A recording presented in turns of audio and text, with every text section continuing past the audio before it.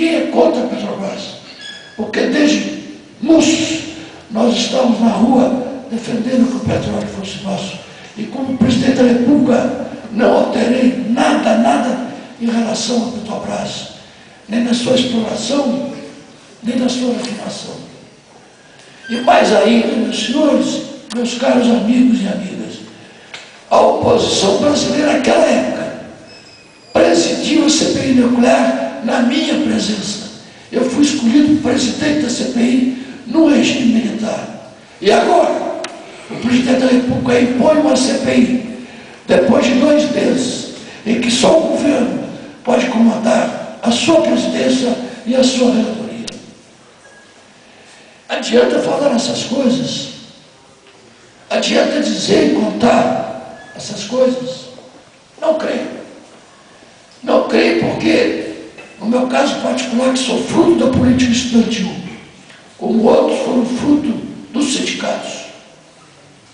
Quando a gente olha as universidades brasileiras, a gente se entristece, porque o grande debate que sempre foi na universidade, ele hoje está apagado.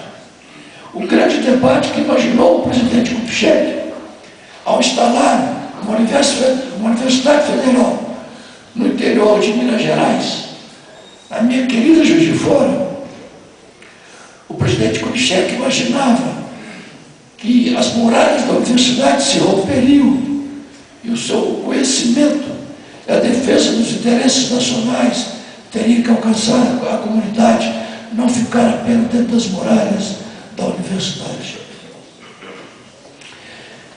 Então a gente volta a questionar se em 70 foi possível resistir, se em 1980 aqui em Minas Gerais, foi possível formar um partido,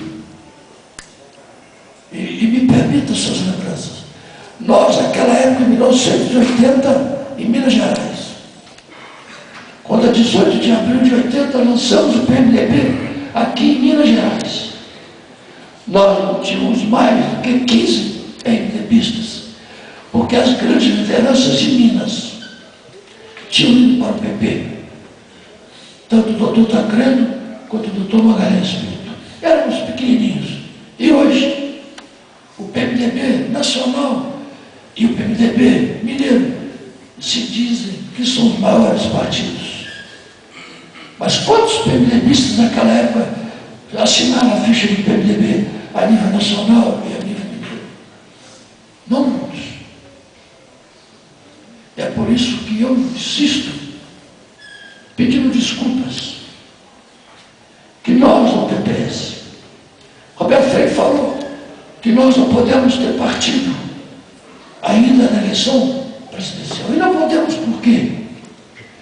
Porque nós não temos o quadro das oposições definida. O quadro do governo, erradamente ou não, ele já definiu a sua candidata, que é o ministro da Casa Civil, que já está, independente da justiça eleitoral, já caminhando pelo Brasil. E a oposição brasileira? A oposição brasileira fica, não toda ela, mas de um modo geral, fica lambendo as suas feridas do passado. Quando tem, como ele disse aqui, Roberto Freire, nós temos que olhar para o mundo, que aí está, que é o mundo da robótica, que é o mundo das grandes intervenções da ciência em qualquer campo. E a gente não pergunta o que é que vamos fazer. O PPS pode não se adiantar na escolha do seu candidato. Porque se fosse me falar em candidato, e eu não escolho ninguém que defenda a candidatura do governador Aécio, mas dentro do PPS nós teríamos ali um belo candidato que seria Roberto Freire.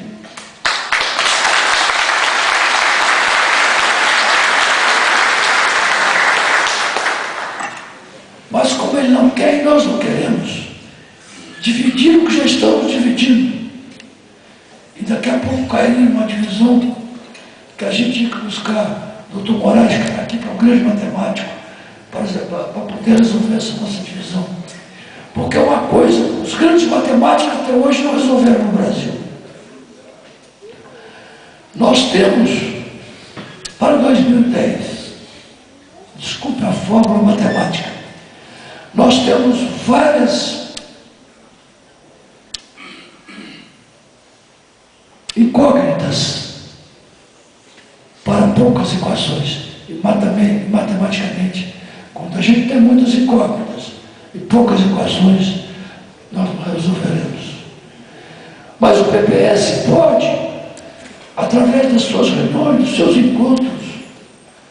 Por que nós não podemos começar a buscar algumas metas nossas, não de outros partidos? Se ele amanhã quiser somar com as nossas metas, tudo bem, venham somar conosco.